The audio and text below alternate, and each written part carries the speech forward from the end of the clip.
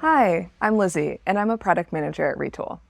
I'm super excited to welcome you to Developer Day. This quarter, we've made some significant updates to our developer platform and app building experience that will change the way that you build, collaborate, and design in Retool. But before we dive in, let's take a moment to review how Retool handles our releases. There are two ways to use Retool: host it yourself on your own infrastructure, or have Retool host it for you in the cloud. With the latter, you're always on the latest version of Retool and have access to our latest features. If you choose to self-host, you'll have the option to upgrade on the stable or the edge release cycles. Stable releases are rolled out every quarter and come with 6 months of support, including fixes and backports. We recommend the stable release cycle for most customers. But if you want to stay on the ball with our latest features and betas while self-hosting, our weekly edge releases are the way to go. Speaking of new features, we'll be walking you through a special app we built in Retool to showcase what's new in our Q3 stable, edge, and cloud beta releases. McKenna will walk you through new ways of building multi-page applications. And Parina will follow up with an introduction to our new layout system called Stacks. You'll be introduced to our brand new timeline component and hear from Alex on fresh ways to collaborate with your team. Finally, I'm super excited to give you a sneak peek at a major launch that my team, the Workflows team, has been working hard on. We'll close out the session with a live Q&A, so please stick around. I'll pass it off to McKenna in the SF office to get things started. Hi, I'm McKenna, and I'm going to be talking about MultiPage Apps. MultiPage Apps are one of the most significant improvements we've ever made to Retool application architecture. Historically, Retool apps could only have a single page. You could construct multi-page apps with a full-screen tabbed container or by connecting multiple apps via a common navbar, but these approaches suffer from performance and ergonomic issues. Multi-page completely changes how we're constructing applications. A single app can now consist of any number of pages. This drastically improves the developer ergonomics. Instead of having multiple tabs open with each of the apps that you're working on, it's all contained in a single experience. It's much simpler to connect individual pages to global navigation components, and end users will notice performance improvements on initial load. We've seen a 30 to 40% improvement in initial load times compared to similarly sized single-page apps. Performance is one of the key drivers of this work. Rather than apps getting progressively slower as more and more components or tabs are added, with multi-page apps, there is almost no performance overhead when adding additional pages. You'll also be able to scope code and components to specific pages, so they don't need to load when they're not necessary. Multi-page apps require a fundamentally different architecture than existing apps. So we're making it easy to duplicate apps to become multi-page and import existing single-page apps as new pages in a multi-page application. Let's have a look. To get started with a multi-page app, you can head over to the Create dropdown and select Multi-Page App. You can also click the 3-dot menu on any existing app and select the Duplicate to Multi-Page option. I've already set up a multi-page app, so let's head over there and check out some of its features. Now, the first thing you'll notice is that there is now a Pages tab in the IDE. The names of the pages here correspond to the slug that appears at the end of the URL, which means that you can link to specific pages. To add a new page, click the Add button. From here, you can either create a blank page or import an existing app as a page.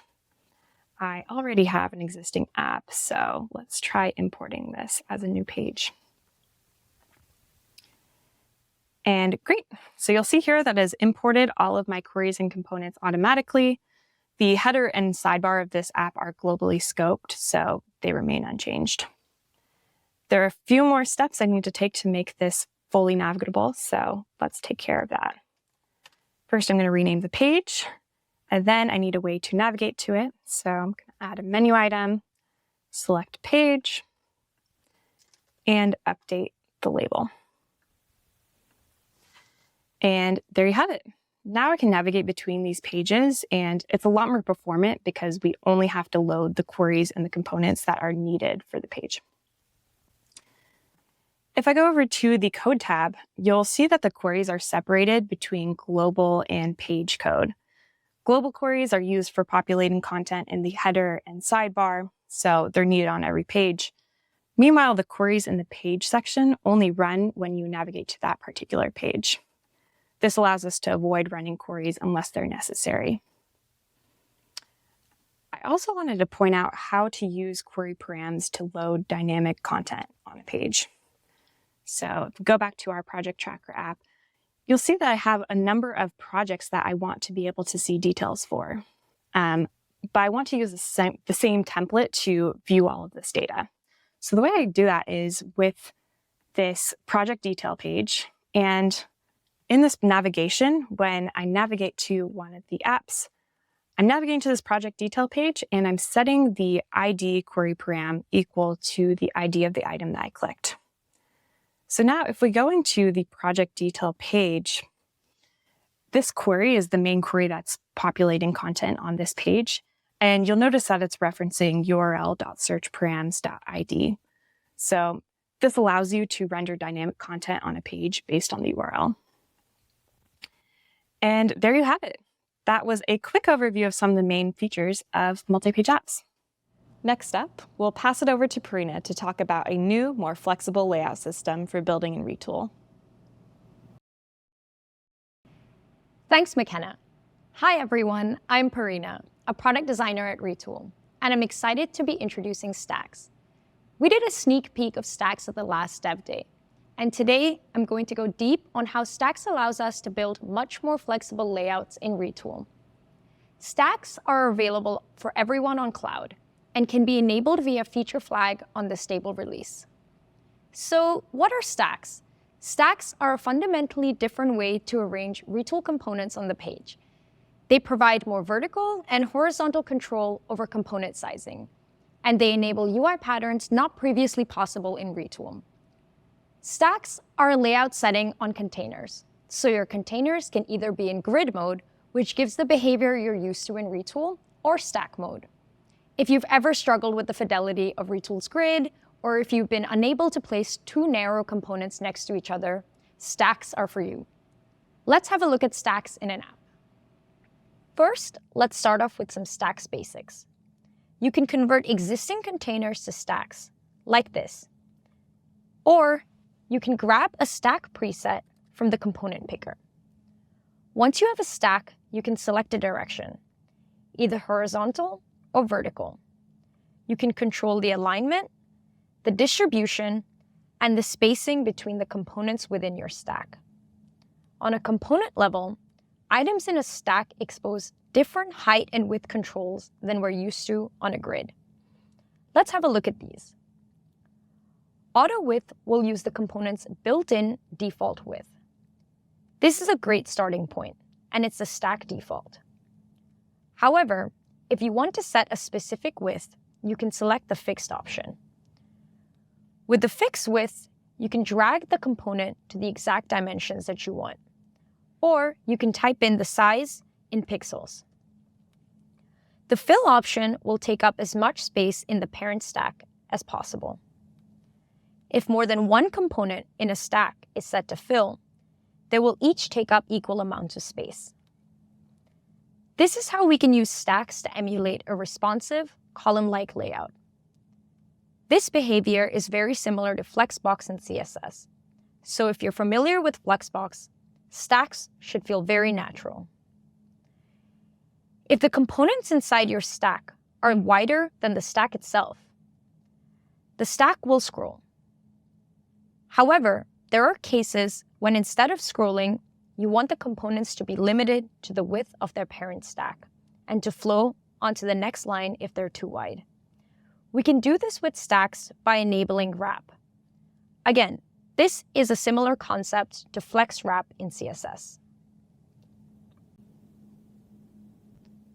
So let's have a look at how stacks are used across the app that McKenna shared.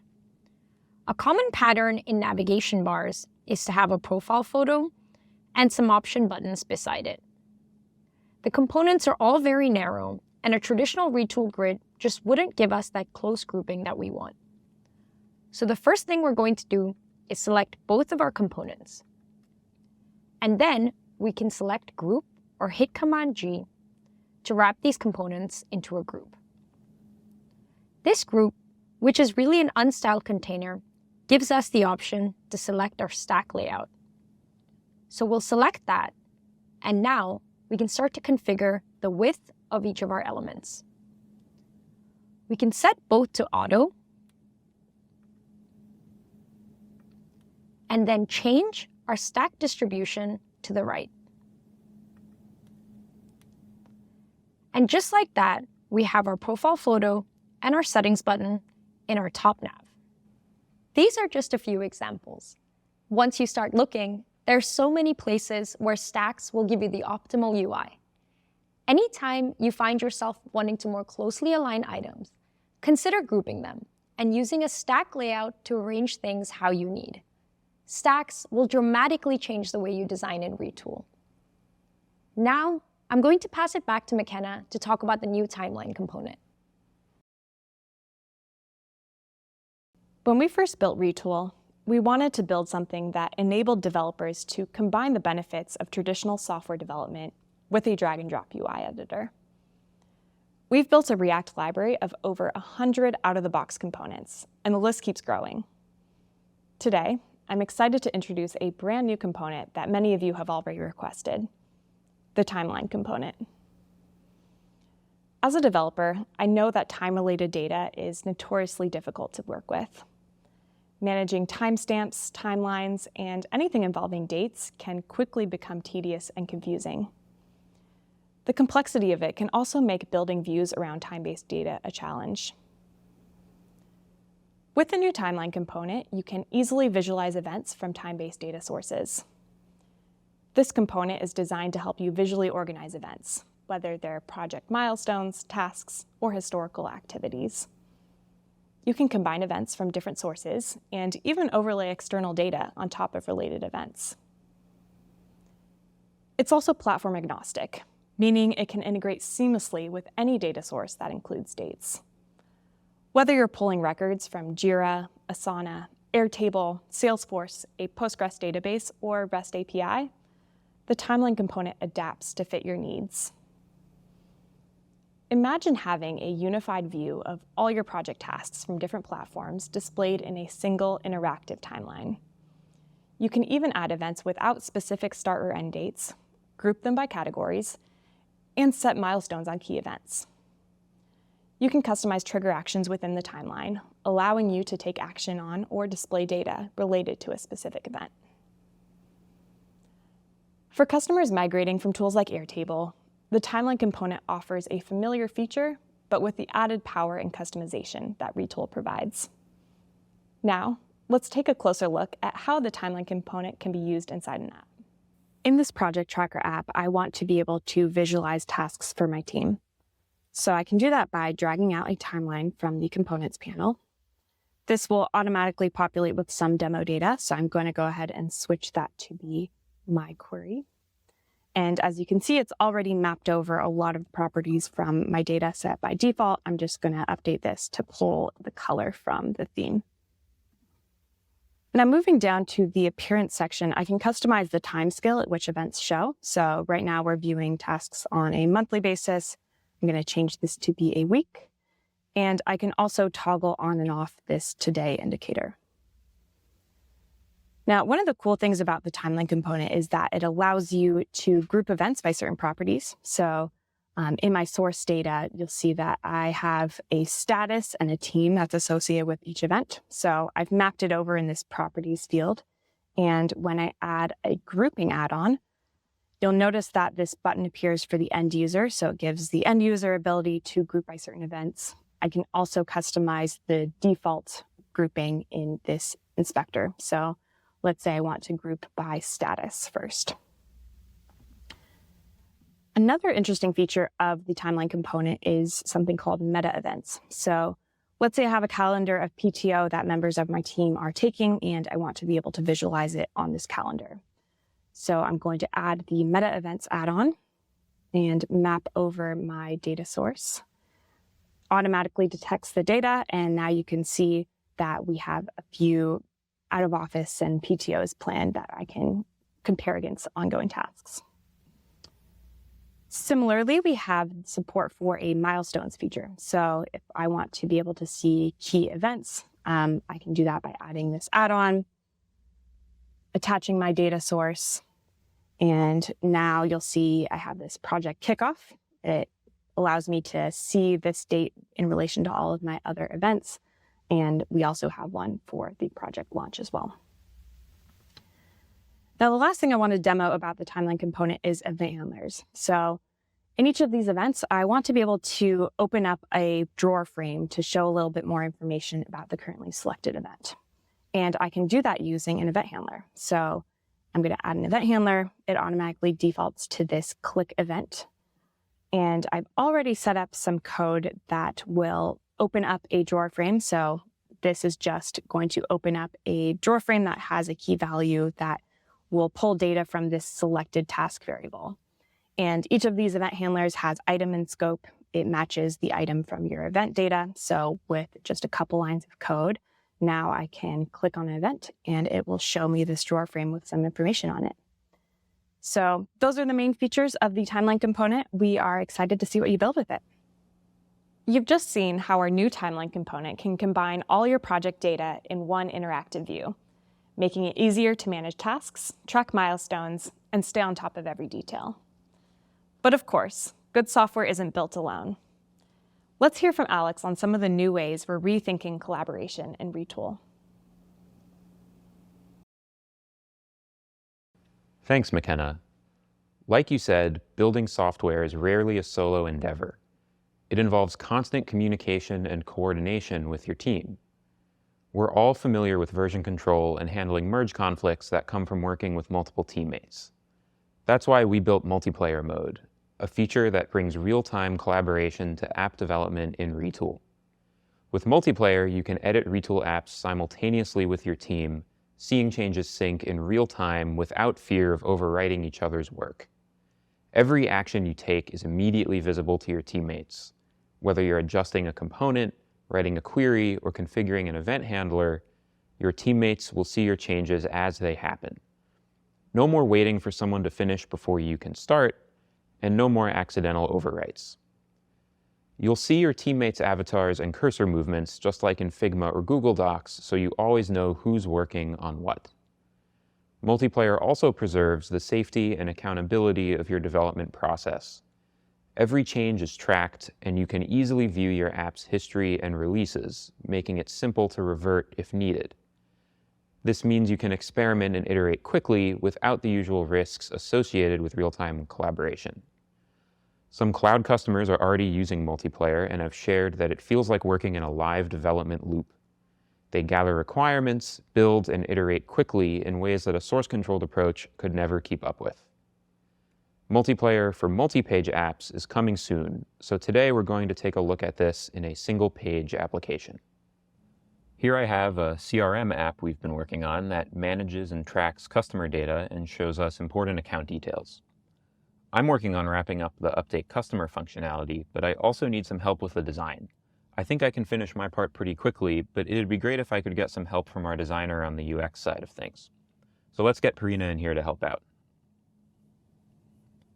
There she is. In multiplayer mode, you'll see your teammate's avatar in the top right-hand corner. I can also see her cursor and component selections as she moves around the app. When she makes edits, I see them in real time. So let me work on my part while Parina is working on the design.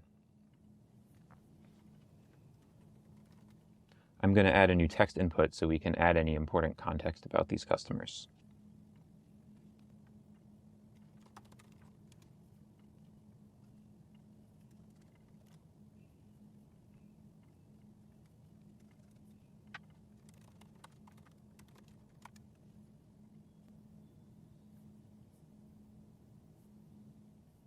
And I think we're done. Let's take a look at the final app. All the changes we made are reflected instantly, and we can still see the full change history in the Releases tab. I think we're ready to ship this. Thanks, Parina. And that wraps up everything in this quarter's stable release.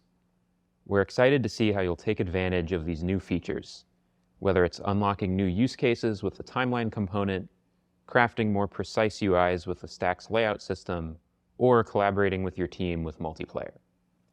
Now, let's head back to Lizzie in our New York office for an exclusive sneak peek at User Tasks, a brand new feature in workflows. Thanks, Alex. It's great seeing so many new updates to app building and developer experience that will definitely impact the quality of apps built with Retool. Speaking of exciting new updates, I'm closing us out with a game-changing launch from Workflows that is now in private beta. As many of you already know, Workflows is Retool's orchestration layer. With Workflows, you can reliably execute scheduled backend processes, send notifications and alerts, build APIs on top of your backend systems, and more. Over the past 2 years, again and again, we've seen our customers build user-driven steps into their workflows to handle things like customer escalations, document review, access to critical systems, and more. However, building approval processes and workflows previously required a ton of overhead and maintenance from builders. If you've ever tried, you know what I'm talking about.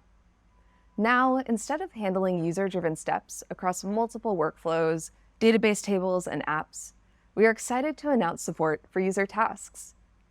User tasks are assigned steps that pause a workflow to await a user's input. With user tasks, you can designate a group or a user to complete a task, cancel or reassign active tasks, and monitor current and historical activity across your organization in an out-of-the-box console. Leveraging our built-in state machine, builders can now initiate and manage multi-step processes requiring human input in a fraction of the time. So far, we've seen customers using user tasks to gut-check AI outputs and recommendations, review and approve email notifications before they go out to customers, triage urgent escalations, and much, much more. Let's dive into an example of one of these processes. Let's say that I'm working in a support function for an e-commerce company, and I'm handling a huge influx of refund requests every single day. My customers might start out by submitting a form on my website to request a refund for a specific item. On submit, we'll kick off a workflow to help us triage and automate steps on this request. This refund request flow will start by calling an AI assistant in order to retrieve that AI assistant's determination on how a request for a refund should be handled by the user. Once that's retrieved, I'll actually kick off my user task.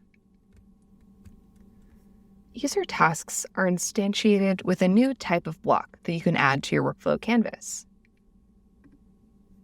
User task blocks allow you to assign specific tasks to particular user groups, link a particular app, as well as pass through task context, which could be any arbitrary data model that you set, referencing inputs from preceding blocks, such as start trigger, .data, for example.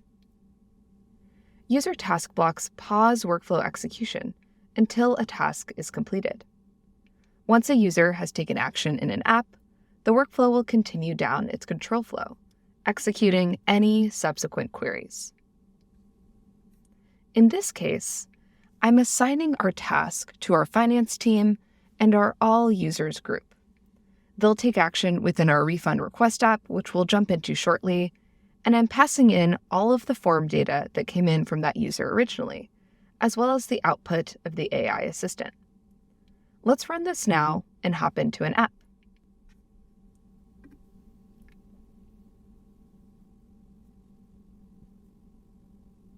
Here we'll see the workflow pause its execution to await some user input. Let's hop into the app now. When a user task is created and you link it to an app, that app comes auto-populated with 3 user action queries that handle the connection between your workflow and your app. These queries retrieve and submit tasks to resume a workflow's execution. You can pass back to the workflow arbitrary output that can then be leveraged in subsequent blocks. So again, let's pretend that I'm a member of the finance team for this e-commerce company, And here I see all of the tasks that I've been assigned in the finance group. For this task, I see that the request is not eligible for a refund. So I'll agree with the AI assistant based on my understanding of their return policy. I'll submit this task, which will resume the workflow run, and we'll notice that this task status has been changed to submitted automatically. If we hop back into the workflow, we'll see that the workflow run continued to execute, leveraging the output data from request review, in this case, an object that includes information about an approval decision and an approval description, to then write to downstream systems, in this case, a REST API.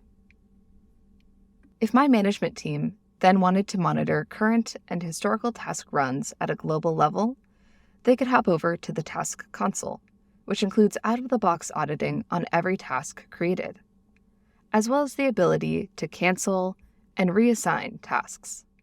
Rather than having to set up multiple database tables to handle state, somehow connect to a permission scheme, and string together a bunch of notification workflows to get this process done, in a single workflow, I was able to handle an advanced approval process, leveraging custom logic for my organization. We're hoping that you get a ton of value out of this feature, and we're so excited to see you try it out. For those interested in giving it a try, keep an eye out for a private beta sign-up link right after this. And with that, we've come to the end of our Dev Day demos. Stick around for our live Q&A session where we'll be ready to answer any questions you might have about the features you saw today. Thanks so much.